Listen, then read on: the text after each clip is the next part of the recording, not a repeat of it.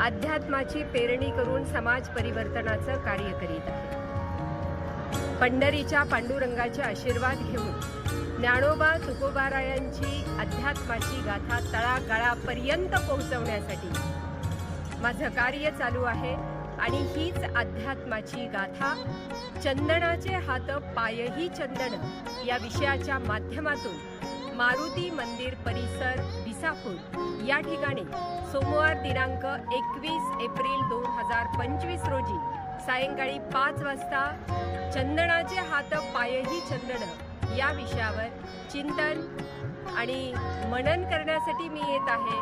तरी या व्याख्यानाचा लाभ घेण्यासाठी सर्व रसिक श्रोत्यांनी उपस्थित राहावं अशी आपणास नम्रतेची विनंती आहे। खरं तर भगवद्गीतेतील पहिला अध्याय पांचजन्यम ऋषिकेशो देवदत्तन धनंजयः पौंड्रं दद्मो महाशंकं भीमकर्मा वृकोदरः अनंत विजयम राजा कुंतीपुत्रो युधिष्ठिरः नकुलः सहदेवश्च सुघोष मणिपुष्पकौ। तर हा विचारांचा शंख फुंकण्यासाठी विसापूर या ठिकाणी मी येत आहे